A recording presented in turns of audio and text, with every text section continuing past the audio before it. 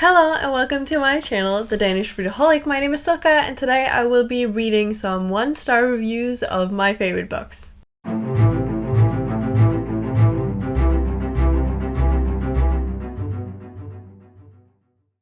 Okay, so I have picked 3 books that I want to try and find 1-star reviews of. Some that I have read recently or some that I can just remember very vividly what I think of them. So yes, let's get started. I'm gonna scooch to the side and put my screen recording of my phone up on the screen so that you can follow along. Okay, so here we have Goodreads. As you can see, I'm gonna go find the first book and see what their reviews are. So my most recent favorite, and also now my favorite of all time, is Blade of Secrets. Oh, wrong one. There we go. So let's see what we think of the reviews. As you can see, I gave it 5 stars. Oh, there's not that many. Alright, let's just take the first one here and read that one. This is what I get for stepping out of my comfort zone. The book isn't necessarily bad, but it's definitely not good.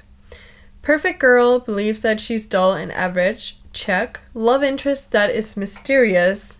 So beautiful that she wants to touch him. LOL what? Tall, all the girls swoon over him. Check. Smart and cultured, though she never really got formal education, but she knows things. Check. Oh my god, the list of cringy tropes go on and on. I thought we left those in 2012. I disagree with all of it, and I can tell you why. Perfect girl that believes she's dull and average. That's not really the case. She's not perfect. It is told already from the beginning that she is the average one of the two, like of the sisters, and that she is just the one with magic. She also has mental illness, which kind of makes her believe that she is not, good enough or something like that. But so the perfect girl who thinks she's dull and average, I wouldn't say that that is something that is in here. She is definitely not that fond of herself, but that is because of her mental illness, her anxiety, and her panic attacks and everything. So even though some might think that she is just, perfect, but she doesn't know it, it's not really that kind of story, at least not in my opinion. I guess we could argue if you want. Then we have love interest that is mysterious. So beautiful that she wants to touch him. Tall, all the girls swoon over him. Check. Not really. I don't want to say that he's mysterious. I'm guessing that it's Kellen that she's talking about. He isn't really mysterious. He is somebody who comes into town to commission a weapon, and she turns him down because she does. And she thinks that he's very handsome, and I'm guessing that he is generally handsome, but it's not something where all the girls swoon over him, and he's not really that mysterious because he does try to open up to our main character, but it's actually her that is not letting him, and also her that doesn't want to open up to him. So he isn't really that mysterious, at least not to me. I'm sorry that I keep switching up the camera. I'm trying to make it all pretty. Alright, and then the final thing. Smart and cultured, though she never got formal education, but she just knows things. Check. No, she doesn't.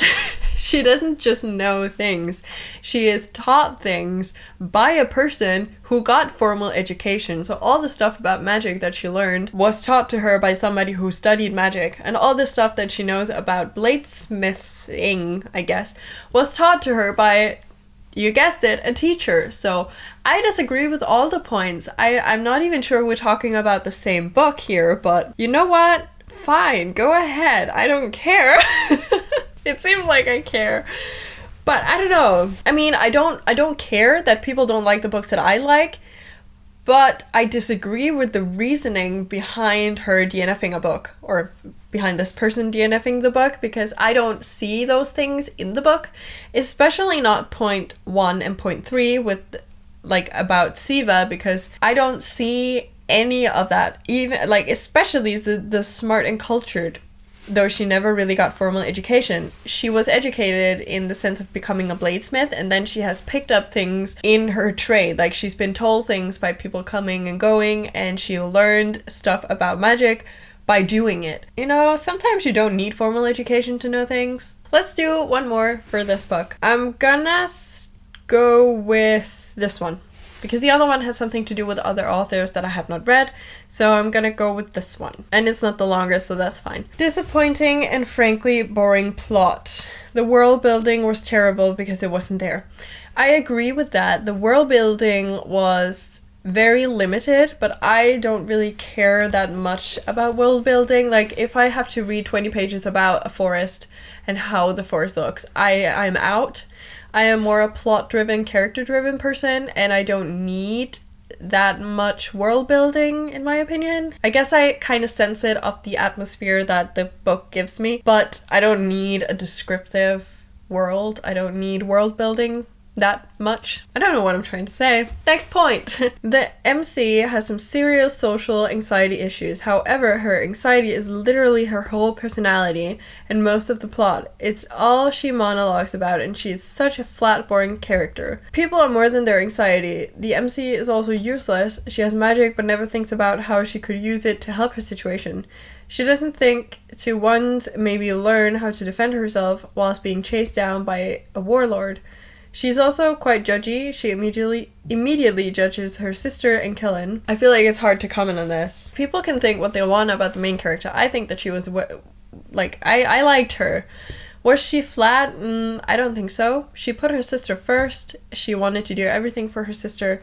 And her magic is limited to when she is working. So she can only use her magic when she has like a very, very hot metal to put the magic into. So I understand why she hasn't used her magic more, because when they're on the run, it's kind of it's kind of impossible to heat up your weapons to the heat that they need in order for her to put the magic in the weapon. The fact that her social anxiety issues are the main part of her personality, or that it is her whole personality, I disagree.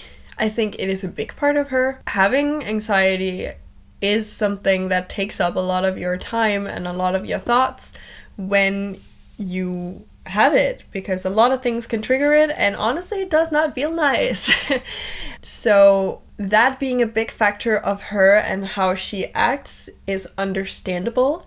And the fact that it is one POV and that we see everything from her head, I understand why it's such a big part, because it's always in the back of her mind, even though some people don't see it. I feel like there's a lot more to her character, but you know, to each their own. I disagree. Given how sisterly bonds is so important in this book, it would have been better if it was a dual POV between both sisters. Seeing how they're both so different, it would have been interesting to contrast how they both deal with each situation. Yes, that would have been interesting, but that is not what the book is about. I personally don't believe that Siva's sister has enough personality and enough depth to her to see her point of view. That is not how I experience her sister. I love her sister. She's very sweet, very kind, very cool. I like the fact that she is trying to figure out her own path, but I don't need to see everything from her side, because she is very open and she speaks very openly about what she wants with her sister or with other characters in general, so we kind of know because she tells us. So I don't feel like we need to see it from her point of view, whereas with Siva, we wouldn't know a damn thing about her because she doesn't tell people. So I think that is why we don't really need the dual POV. I'm fine with only having Siva. The romance is also very boring and cringy. I disagree. There was this one point that I'm not going to mention in depth because it's spoilery, but there was this one point between Kellen and Siva that I just adore, and I was just like, that is everything you would want in that kind of situation. And listen, even though they were pushing each other's buttons all the freaking time, and it was very, I don't want to say enemies to lovers, but kind of like dislike to lovers, I freaking live for it. And the fact that what came in the way was Siva's anxiety, and it was Siva's sister, and it was the situation that they were in, and it was Siva's fear of hurting people that ruined things a couple of times. And I didn't find it boring. Was it the most intricate love story ever? No, but I don't feel like that is what this book is trying to give us. I disagree, but here we are. Okay, I'm gonna switch to another book because I've already been filming for so long. I have so many thoughts. Okay, I'm gonna go for Incendiary. I wanted to go for Illusionary, but since it's a sequel, I felt that it was stupid. It's really, really rare for me that I don't finish a book. Like, so rare. And usually it's because there are typos and or the writing is just atrocious. With Incendiary, however, I think my inability to finish this one was due to personal taste and preferences. I can respect that. That's honestly perfectly fine. To sum it up, I was bored. Interestingly enough, I thought the prologue was pretty good, and it made me think that I may really enjoy the book. But it didn't take long for me to realize that I couldn't get past, to me, what was the same tired storyline. It's so difficult for me because honestly, Mrs. Cordova isn't a bad writer. She knows how to tell a story. I just wasn't interested in this one. I'm not lying when I say I'm going to give the author another chance, just maybe not this series. It's fine, honestly. I don't have too much to say to this. Honestly, to each their own, as I keep saying. That's the beauty of books. There's something for everyone, and obviously my favorites are not going to be your favorites, and so on and so forth. I actually do agree. We all know that Illusionary is definitely the better of the two, at least in my opinion. But Incendiary was a little bit slower in the beginning, and I understand why some people might, give up in the beginning. Towards the end, it moves very fast, but I agree the first book is a little bit slow. 1.5. Okay, so it's not a 1, but a 1.5. The storytelling was bad. I don't really know why I kept reading while I was thinking I'm bored all the time. The prince was the only character capturing my curiosity. I hated the heroine from page 1, and the rest of the cast was totally forgettable. Honestly, I started this because the setting was inspired in Spain, but the geography study the author did was pretty bad. I don't know if it was on purpose or by ignorance, but picturing a town of Galicia, when for starters Galicia isn't even a town in real Spain, was jarring, but more so because in the book it was next to Andalusia, and I couldn't wrap my mind around that fact. My concentration was totally broken, and I couldn't take nothing seriously from that moment on. Again, fine with you not liking it. I liked Renata. Was she unlikable at times? Yes. But not to the extent where I don't like her. The geography thing, honestly, it does not bother me. If it's inspired by Spain, it doesn't have to be like 1-to-1. I also think it might have been more so with the building style, the atmosphere, the way the city has been laid out. So not necessarily the placement of each city. I don't know. But you know what? I could be wrong, and if it bothers some people, you know what? Fine. It doesn't bother me. I didn't even think twice about it. I'm having fun doing this. I wanted to do these violent delights. Now, it has been a while since I've read this, so if there is any specific things, I might not be able to comment that much on it. We're gonna see what we can find. I know that I've heard of people not liking this and DNFing it, so I know that it's very mixed. But let's see. Okay, let's go this one. I did it. Finally, I'm done. I started off reading it with a lot of enthusiasm because this book really sounded promising, and I thought it would be one of the good ones, but there was simply no connection. I'm a fast reader, but I had to pause this for about 3 times, and if you ask me why I didn't abandon it, it's because it's one of those books that cover a mystery, and since I'm very curious, I need to get to the end to see if my assumptions are correct or if I'm wrong. I don't know why, but the writing felt very heavy, the mystery was boring, only characters chasing a monster that became quite repetitive. We were told many things, not shown, the romance was meh, the more it progressed, the more boring it became. Overall, I didn't like anything, and I won't read the second book. It's fine. I have trouble DNFing books, especially because I want to see where it goes. I want to have the problematic things resolved and see if I was right about who's the bad guy. So I can get, I understand why people want to finish books that they don't like. I'm a slow reader, but I breezed through this. So again, it just goes to show how different books can be for every single person. I can experience this as a very fast 5-star, even though I'm a slow reader. And you, being like a fast reader, can experience it very heavy and then give it 1 star. So it's kind of fun to look at, to see the difference between people and what's going on in their heads when reading. All good, all good. There's nothing that I disagree with, because as I said, to each their own. Okay, this one is a little bit longer, but I'm gonna do it because this book is awful. Like, I had to work so hard to get through it, and only finish it because once I started, I didn't want to give up.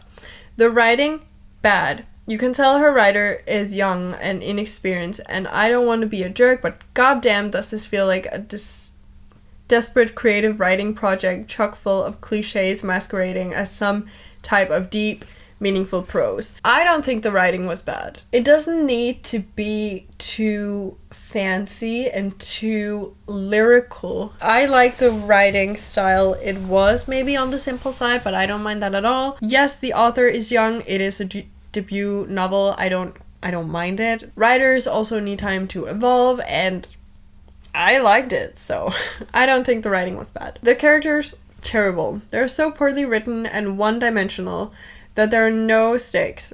I didn't care if any of them lived or died. I can see why you would think that they were non-dimensional or one-dimensional. There were some characters that I definitely cared for, and I would be very sad if they died. But I understand where she's coming from. The mystery, boring. A plague and a monster in a gangster-run Shanghai. The boring characters pursue the boring monster. Who cares? I care. I didn't think it was boring. It's very different from the stuff that I normally read. I didn't think it was boring. That's kind of all I have to say. I thought the monster thing was very nice. I like the gangster element. I like the Shanghai element. I like the 1920s element. And I don't think it was boring. The backstory.